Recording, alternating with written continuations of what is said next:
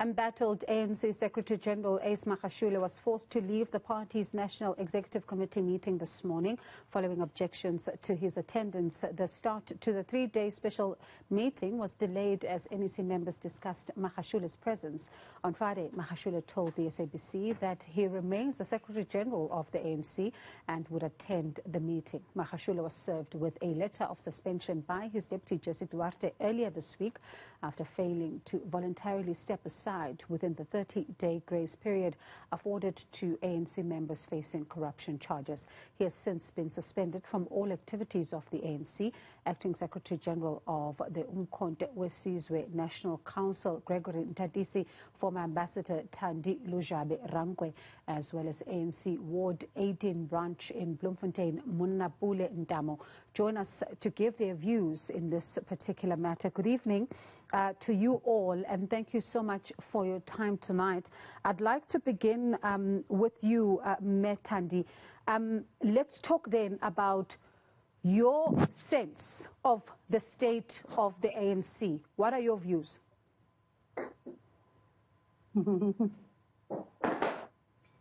Well, it is not what it used to be.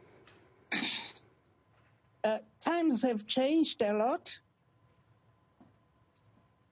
We were trained by Oliver Tambo, and up to this day, for me, we still keep those values. We were just one family, and we respected one another, the elders. And since our parents were not there those days, those elders were our parents, and they brought us up the way our parents would have done. So today, to see some of these things happening, it does hurt. It hurts very much. But I think, first and foremost, we need togetherness. Togetherness is very important, and we have to listen to one another. We will never be the same. There are those, like if you sit in a meeting like today, we are going to listen to several people, and then you say to yourself, oh, I'm learning from this one, and this is what I will use, and I would like to be like her or to be like him. I'm not sure if it is still the same way today, that we want to learn from one another, and that helps a lot. And if I can then bring you in, Ndaden Tatise, right at the back of that, I mean, you're listening to Mama Thandi just talking about concerns of how things are unfolding right now. I mean, she even goes as far as saying it hurts. And, you know, she really describes a completely different party to that which she knew back then. Would you say that then, looking at the ANC, I mean, currently they're having an NEC meeting, could this then, you know, as I tally at the back of what Mama Thandi ended off with, is this a meeting of learning, or have the meetings descended to being about fighting? Well, thank you very much, and let me welcome you and your viewers. Let me say, from what Mama Thandi is saying, we are shooting from the same corridor. The ANC that we know and we belong to is an ANC that was nurtured in a political discipline across its membership from time immemorial. When you would be sitting in a meeting of an ANC branch or any structure, by the way, any dissenting voice or view that would be an ANC would be corrected by the same membership in the meeting. And that was simply because we're given political education by our leaders, and the branches would be groomed into the culture and the tradition of the ANC. She's quite right. today the situation is different, and simply because we abdicated political education across the structures of the movement. And as a result, those that are now members of the African National Congress today, in their numbers, command limited or no understanding of the history of the struggle, the history of the ANC, and the agenda of transformation. And I think that's where we need to start. But talking to the current leadership that we have, despite the fact that we have got this challenge, the structures of the ANC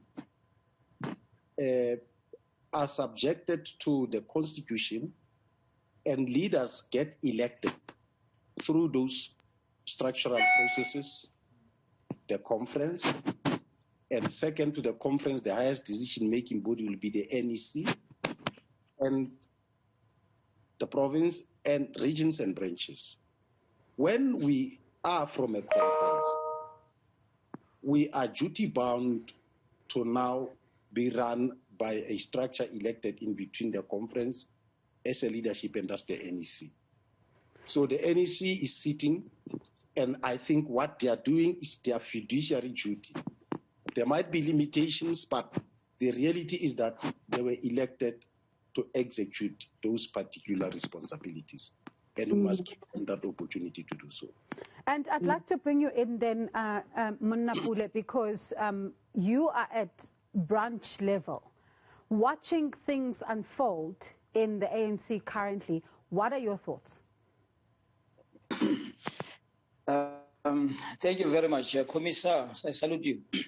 Thank you.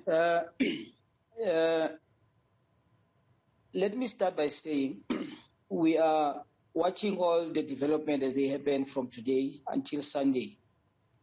However, we've been puzzled and we are very disappointed in the manner in which the Secretary General has also behaved today. Because I could have expected as a branch member today that, as when we are taught by himself to say you comply and then you can complain after. We're expecting him to begin to comply and then have his own way to meet with the leadership to raise his own issues.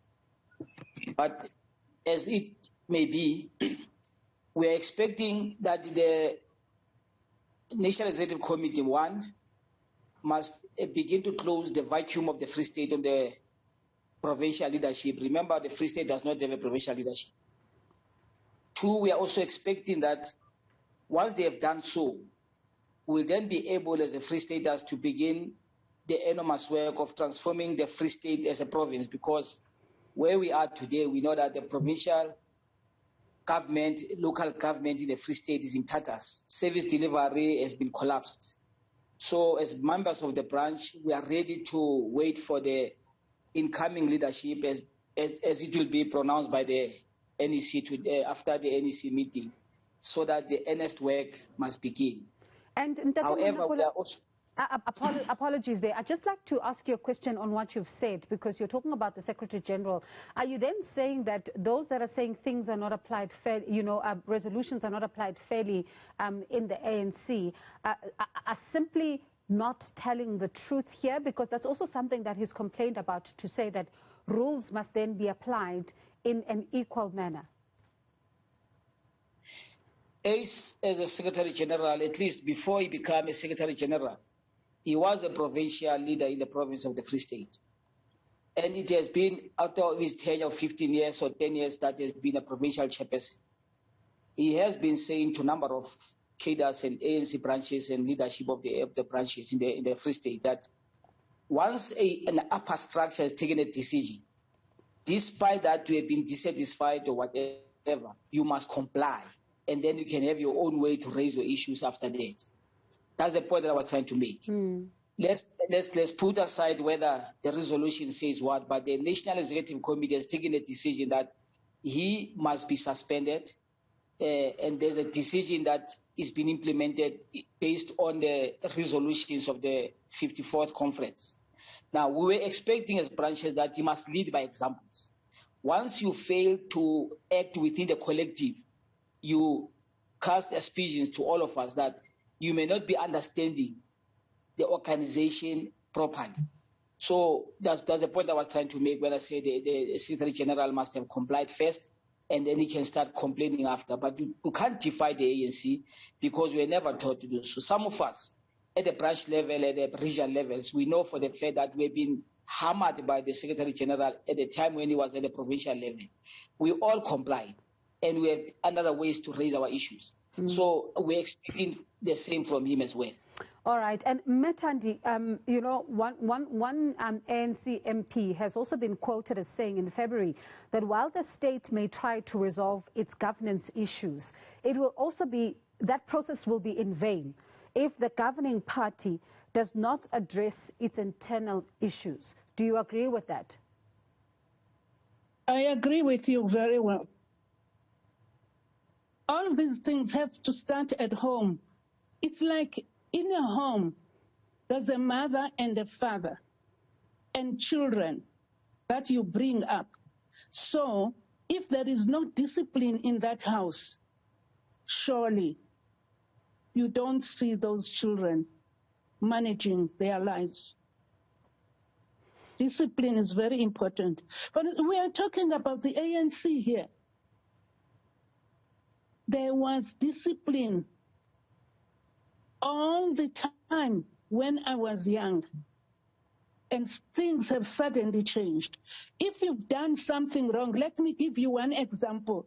And at that time, we were all in the camps in Tanzania, and it was O.R. Tambo who was our father. He was our everything. If you've done anything wrong, O.R. would not be talking about it all over the place, but would call you privately and say, don't do this. And if you are punished, you will be punished privately. It's not going to spread all over the place. And I think, I may be wrong, you can correct me, but I think that was the best way of doing things. But when you start talking about all these things all over the place, the very people are going to be very stubborn and not even listen. This is how I feel. I'm very sorry. And what do you then say in Taten Tatisi? Because what Metandi is raising, she says that things should not be all over the place and should be dealt with privately. It's all right. Metandi is all right. In fact, the culture that Metandi is alluding to is the culture I know, and I was brought up, and for that matter, the same Metandi and the many Tandis that you know, whether you call them Tandi Budise, Memakshop, Ruth Mompati, they brought us up. She may not recall this face because I'm old now, but I come from the same stable that she's referring to, and I was brought up by them, and I'm proud of that. But let me come to what she has really raised as a critical point. You know, you can't splash the problems of the ANC in public. Yes. You can't. And we've got structures that must attend to those problems. And as a custodian of the ANC's policies and principles, you can't act and behave outside those structures. I'm perplexed by the behavior, to be honest. I'm actually embarrassed. But it does not only start with him. There is a tendency of people becoming spokespersons of the ANC at all levels, even when they are not mandated to do so. And it is difficult when you see a leader who should lead by example, go publicly, does not accept his or her mistake, says, what about others, when that leader is called to order? And he says it in public to say, I stole sugar, but somebody else stole meat, and another one stole petrol. That's not leadership. That's really not leadership.